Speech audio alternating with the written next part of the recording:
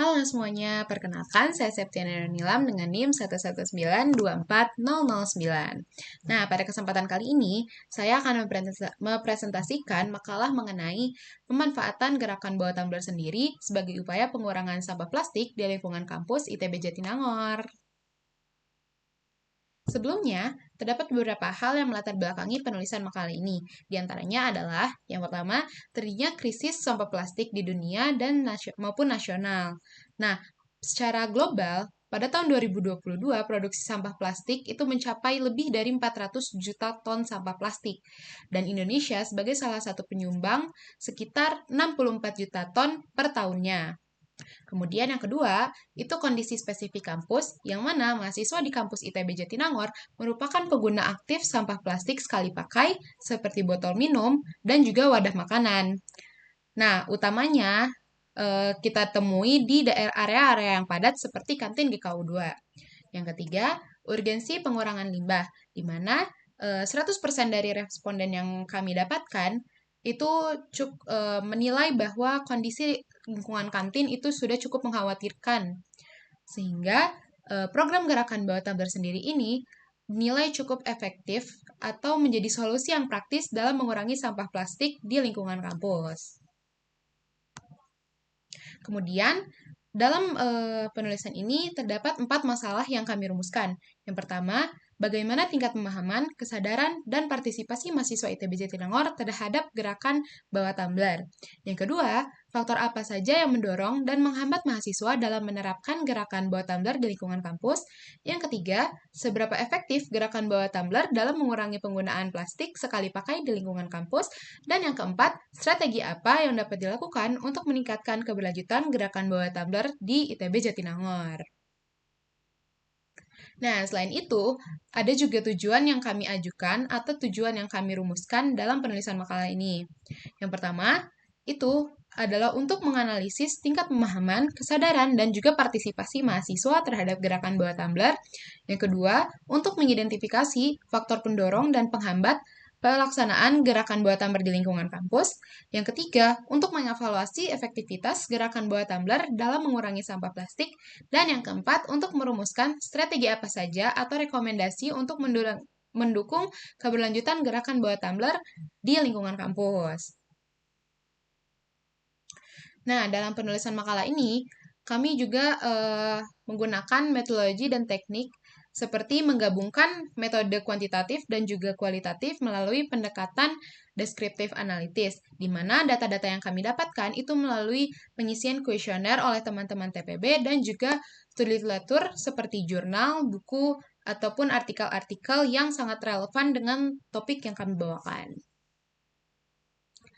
Nah, untuk definisi sampah itu sendiri, sampah plastik merupakan limbah yang sangat sulit untuk diurai dan sangat sulit untuk diurai, terutama plastik sekali pakai seperti botol minuman. Sampah plastik itu dapat menimbulkan berbagai dampak, mulai dari pencemaran lingkungan hingga terbentuknya mikroplastik yang berbahaya bagi lingkungan, ekosistem, dan juga kesehatan manusia. Oleh karena itu, diperlukan perilaku pro-lingkungan atau tindakan sadar untuk mengurangi dampak negatif terhadap lingkungan yang dipengaruhi oleh pengetahuan, kesadaran, norma sosial, kebiasaan, dan juga ketersediaan fasilitas. Ada juga peranan mahasiswa sebagai agen perubahan dalam mengurangi sampah plastik di lingkungan kampus. Itu seperti program yang kami ajukan, yaitu Gerakan Bawah Tumbler, di mana program Gerakan Bawah Tumbler ini itu mampu untuk mengurangi plastik sekali pakai seperti botol minum, dan juga mudah untuk diterapkan. Nah, keberhasilan program ini itu sangat dipengaruhi oleh kesadaran mahasiswa akan lingkungan, fasilitas refill air minum, dan juga dukungan serta kebijakan dari kampus. Nah, berdasarkan hasil survei yang kami peroleh dari kuesioner, itu sebanyak 67,7% mahasiswa rutin mengunjungi kantin GKU 2 dan 93,5% menghasilkan sampah plastik yang didominasi oleh kemasan dan alat makan plastik, seperti botol minum, dan juga kemasan makanan lainnya. 100% dari responden yang kami dapatkan juga mengisi bahwa mereka sadar bahwa kondisi atau jumlah sampah plastik di GKU 2 atau di lingkungan kampus itu cukup mengkhawatirkan. Sehingga 93,5%-nya bersedia untuk membawa tumbler sebagai yang mana hal tersebut menunjukkan bahwa tingkat kesadaran mahasiswa ITB itu masih cukup tinggi terhadap lingkungannya. Keberhasilan dari program gerakan bawa tumbler sendiri itu dibantu atau didorong oleh fasilitas, efektivitas, dan juga hambatan selama proses-prosesnya. Nah, terdapat fasilitas yang saat ini fasilitas untuk refill air minum di kampus ITB Jatinangor sudah tersebar di beberapa area gedung.